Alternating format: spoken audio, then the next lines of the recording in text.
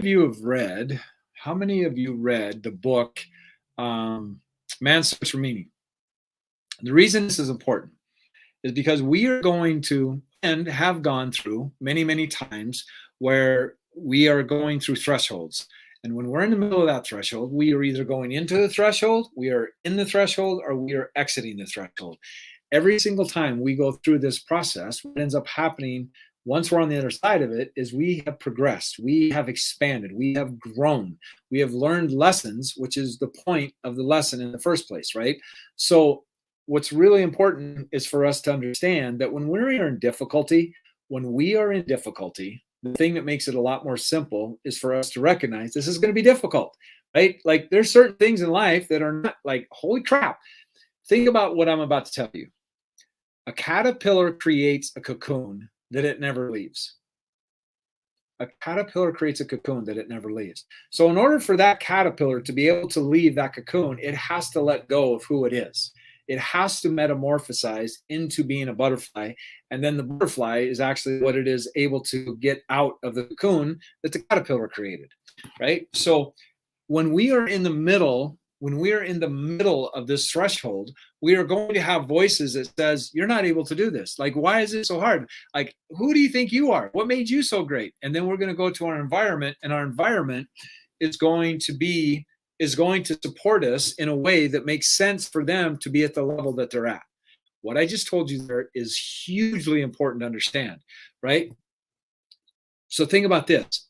If you want to be wealthy, this is one of the things that stops more people. Like I used to train for network marketing companies. I say that often, but it's important, right?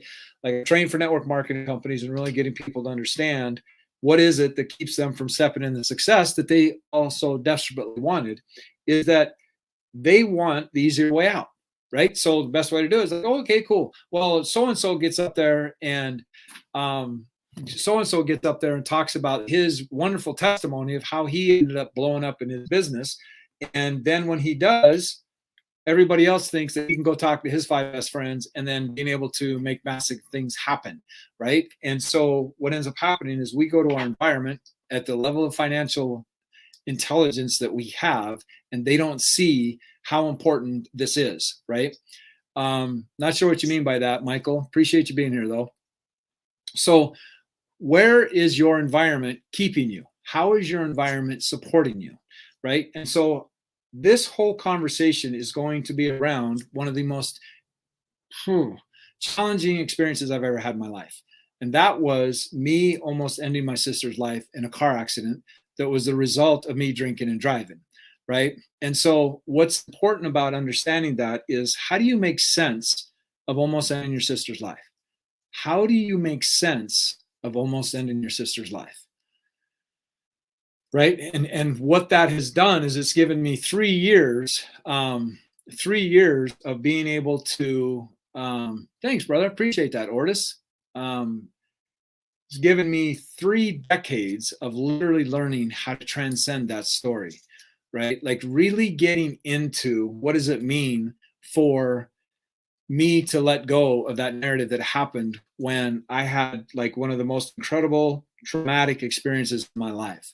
Like, how do you let that stuff go, right? And really being able to transcend that, because that's the very things that's going to keep you into creating the life that you want to create. Because the things that you hold on to, whether you're conscious of them or not, are the very things that are going to create the resistance in you expanding and becoming a whole other person, right? And if you want to judge other people, just understand that that is a reflection of you.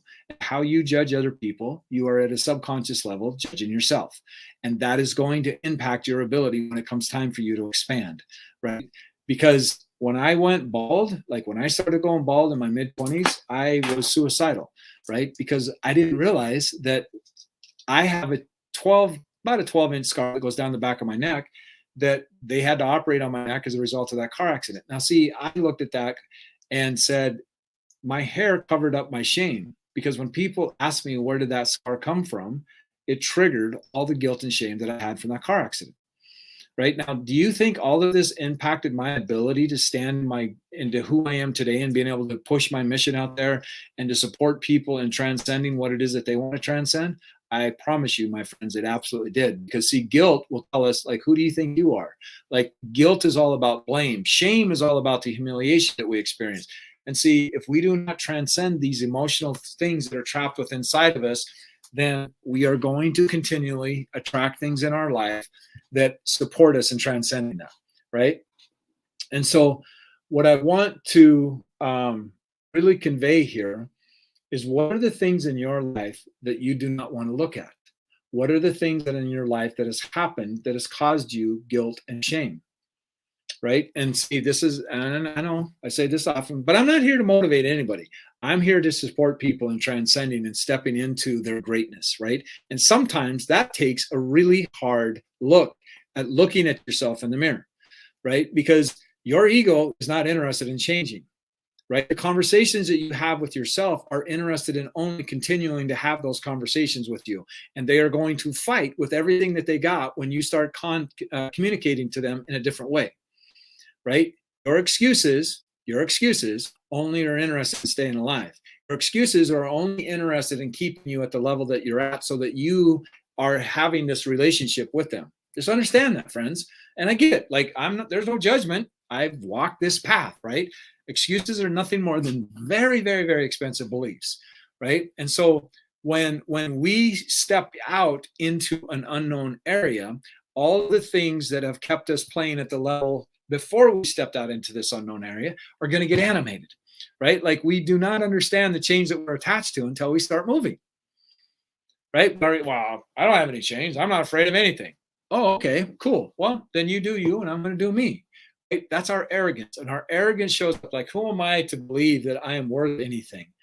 Right? That's our arrogance, right? And a lot of people think it's humble, but most people show up with false humility, and which is our arrogance, right? Which is through our guilt and your shame. Like, I'm not worthy. The Bible says I'm not worthy. I don't know what Bible you're reading. Right? And so, looking at, and see, it's funny, somebody commented on there, Jesus died for us. Okay, cool. Yep, got it out. Are you letting your ego die so that you can step into your greatness and be a representative of what light really means, just like Jesus did? Right? What if you could Jesus as a model that you could emulate and become, like Jesus said, you will do greater things than I, right? But see, people use scripture rather than, it's the living word. It's the living word, right? And so what does it mean to you, right? And no value judgment in any of it, right? It just is what it is, and understanding that levels of understanding what causes people to fight. It's not people.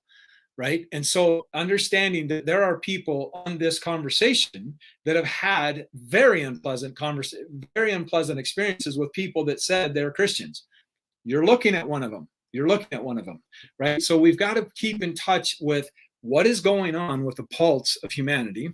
One is, like, let's just have a real conversation. The churches are going south. Most churches are dying radically. How do I know this? Because I coach pastors. Right? I have been very involved in creating men's ministries and stuff like that. And I talked with a buddy of mine a couple of years ago. This was before COVID hit. And he said 85% of churches are dwindling in their size.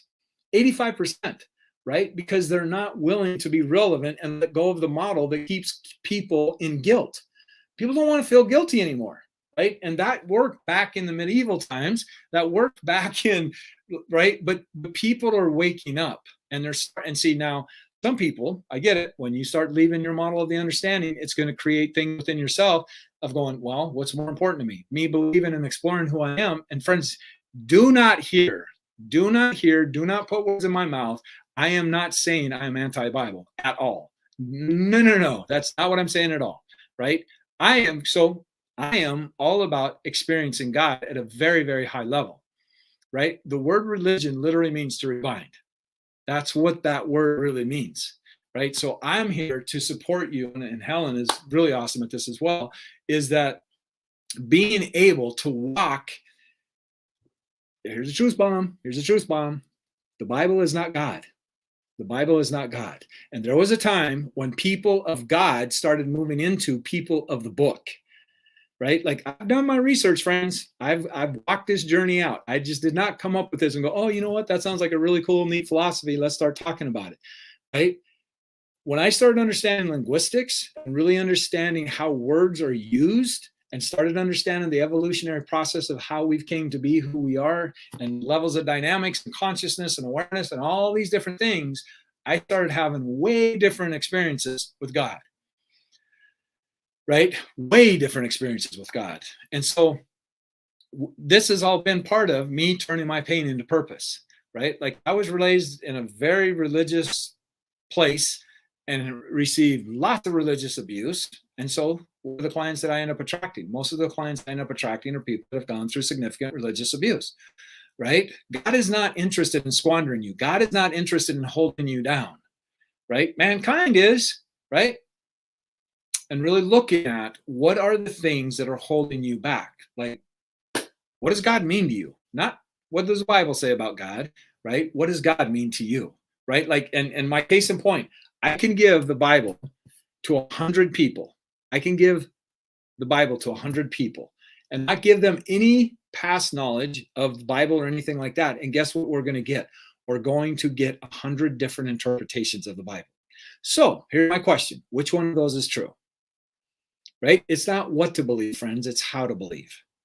And see, so many people, and I just had this conversation with one of my clients, and I love this guy. He's amazing. Super excited to see what he's going to create in the challenge. So we just did the challenge a couple of weeks ago. And man, where it's going to come out of that's going to be amazing. I'm super. Helen's going to be one that's going to be in there, and she's going to create some amazing things. So is this guy. It's going to be really cool to watch this unfold.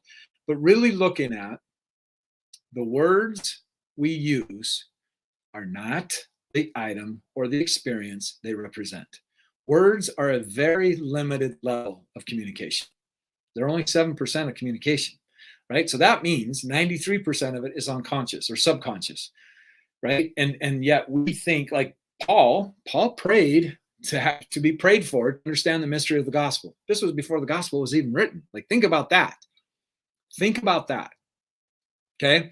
And then we as humans think like, okay, cool. I got this. I know what it says. I'm willing to kill other people because I know what it means and what it says. That's interesting. Paul didn't even know. It's interesting, right? Just think about that. And the reason I'm sharing all this is because so many things out there are causing division. Darkness is all about division. Darkness is all about division.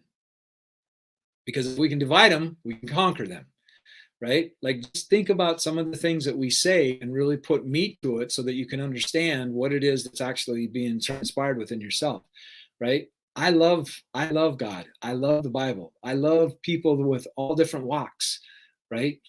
Everybody's on a journey. Everybody is on a journey, right? And like, there's all kinds of times in my life that I thought I knew something and I just kept working and kept going and kept growing, and boom, lo and behold, I discovered something that I wasn't able to understand at that point in my life, right? So what is it? What do you believe God wants for you? I think that's a really rich question. What has been your journey with God? What is your relationship with God? Right? I get it. Like, there's a reason the universe language is becoming more and more predominant, because there's been a lot of people out there that do not show up like God asked us to show up. Like, they'd be very clear here. Jesus said, they will know you're my disciples by the way you treat one another, by how you love one another, not by how you judge them, not by how self-righteous you get, not by any of the other stuff. It's by how much you love one another. That's how they'll know you're my disciples. And like, I've been part of it as well, my friends. Like, I've been part of it as well.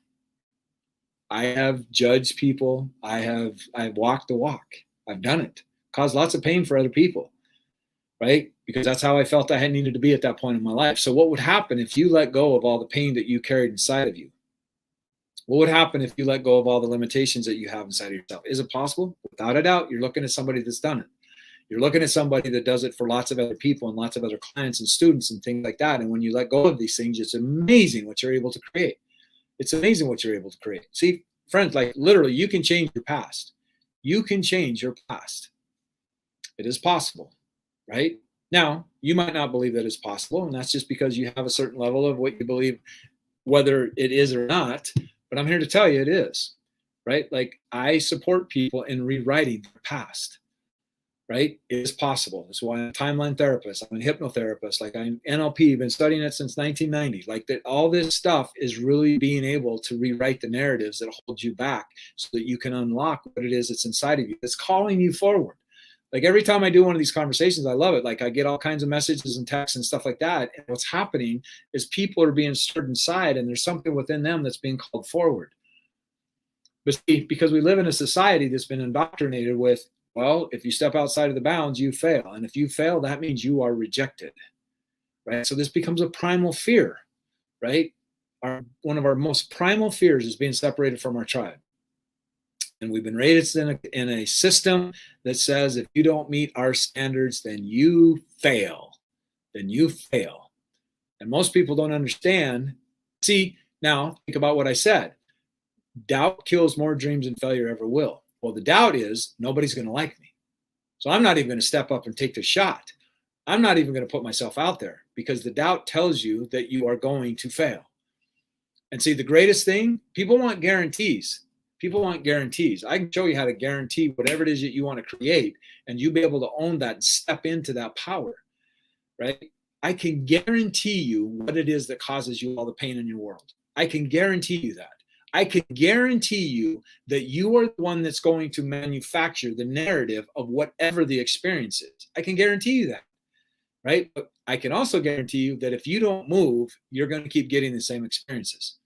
You don't change the internal program. You're just going to keep reliving the life the same day, day after day after day. So I say, like, by the time we're 35 years old, 90% of our life is unconscious. That means we have 40 to 60,000 thoughts a day. That means tomorrow, if you don't start getting conscious about your unconscious, you are going to repeat 90% of the thoughts that you had today and yesterday.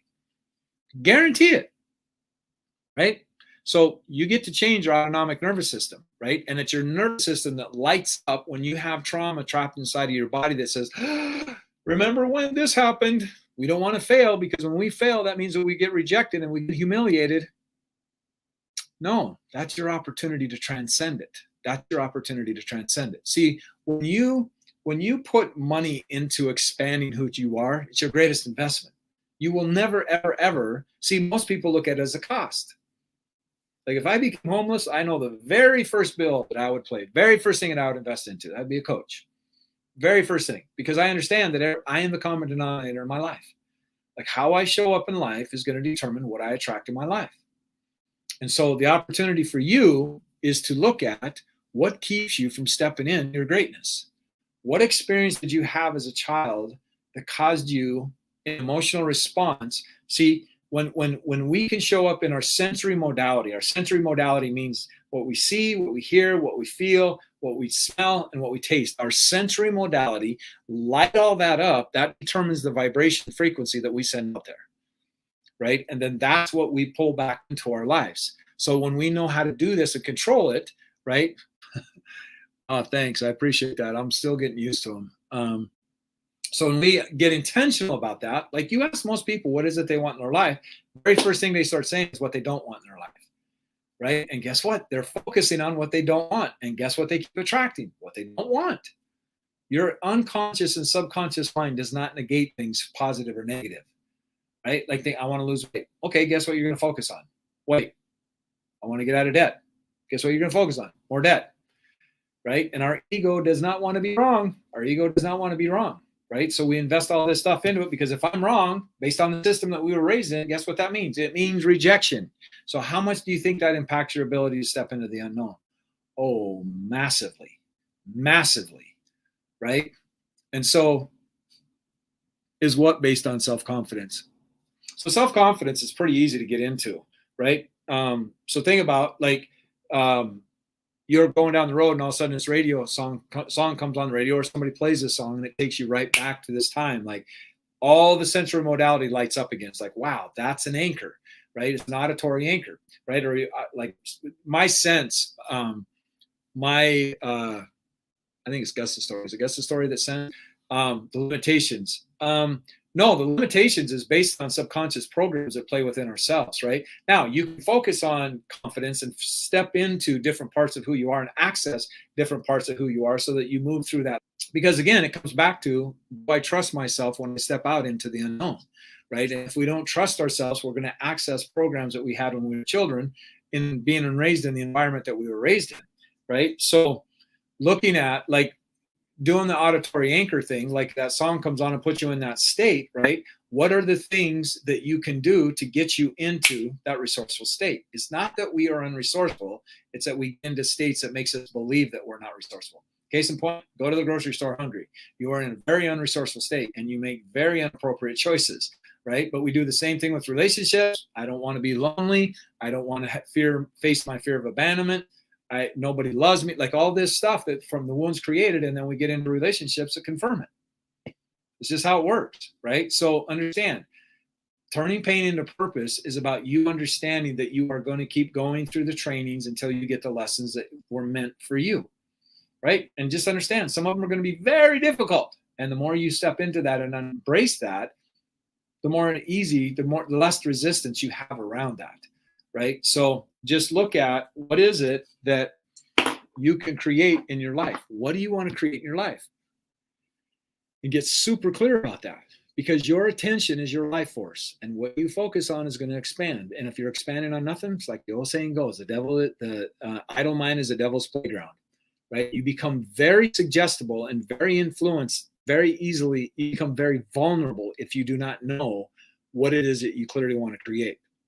Okay, because it's in the confusion that all the limiting stuff comes up with inside of us.